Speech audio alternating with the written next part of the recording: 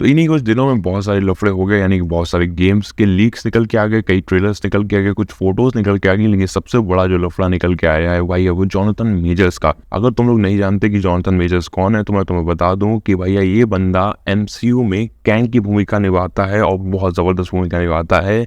लेकिन भैया के साथ कांड क्या हुआ पहले ये समझ लेते हैं। तो देखो यार, कुछ समय पहले एक महिला ने कैंग मतलब हमारे जॉनथन मेजर्स के ऊपर एक केस किया था कि इन्होंने उनके साथ असॉल्ट यानी कि मारपीट की है, और ये केस काफी लंबे समय से चलता आ रहा था। लेकिन हाल ही में परसों कोर्ट ने फैसला सुनाया कि ये दोषी हैं, मतलब हमारे जॉनथन मेजर्स दोषी हैं, और 6 फरवरी को उनकी सजा सुनाई जाएगी और हो सकता है उन्हें 1 साल की जेल हो जाए। और ये बात सुनते ही भैया मार्वल वालों ने उन्हें अपने कैंग के रोल से यानी कि मार्वल से फायर कर दिया तुरंत। हालांकि उन्होंने मतलब करना चाहते तो वो पहले भी कर सकते थे, लेकिन उन्होंने जॉनी डेप के साथ ये पहले ही लफड़ा झेल लिया था कि भैया जहाँ पे उनकी बारे में खबर निकलती उन्हें तुरंत निकाल दिया गया था। लेकिन बाद में वो मतलब गिल्टी नहीं थे, वो बेकसूर थे, तो बाद में लफड़ा हो गया डिज्नी वालों के साथ। तो इस बार उन्होंने बहुत स्मार्ट मूव खेला, उन्होंने पहले फैसला आने का इंतजार किया, फिर अंत में जाके जॉनथन मेजर्स को बाहर निकाला। तो भाई अब क्या, तो पॉसिबिलिटीज कई सारी निकल के आती हैं। सबसे पहली बात तो निकल के आती है ये सीधा सीधा एक नया विलन ही उठा ले, मतलब एक नया विलन को ही सेटअप कर दें, और बहुत बहुत ज्यादा चांसेस हैं कि डॉक्टर डूम को सेटअप कर सकते हैं। और भाई अभी तो हवाइयां उड़ने ही लगी थी काफी दिन पहले, मतलब तुम बस 10 दिन पीछे चले जाओ तो बहुत सारी न्यूज़ सुनने को मिल जाएंगी कि डॉक्टर डूम को ये प्ले कर रहा है, वो प्ले कर रहा है, डॉक्टर डूम हम लोग को नजर आ सकता है।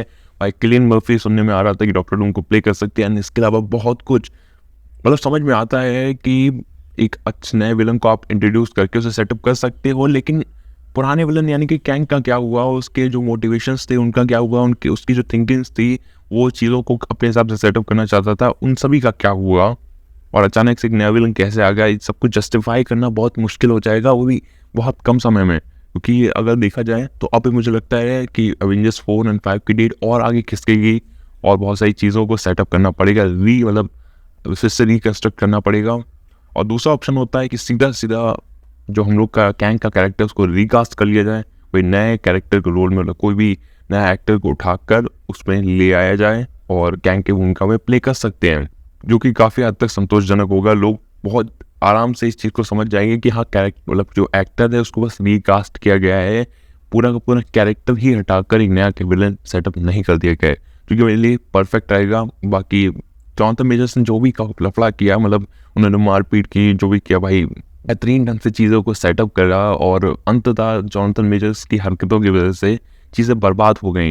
और यही सेम चीज़ भाई एज़रा मिलर के साथ हुई, और मतलब तुम सोचो डीसी में क्या लफड़े हुए, अब वही लफड़े मार्वल वालों को फेस करने पड़ रहे हैं। तो समझ में आता है अब चीज़ें, जहाँ डीसी अपनी चीज़ों को बहुत अच्छे तरीके से सेटअप कर रहा है एक नई यूनिवर्स की तरह, वही मार्वल वाले की लगी पड़ी है। लेकिन देखते हैं कि मार्वल इस चीज़ को कैसे हैंडल करता है। डीसी ने हैंडल करने के नाम पे तो पूरा रिबूट ही मार दिया।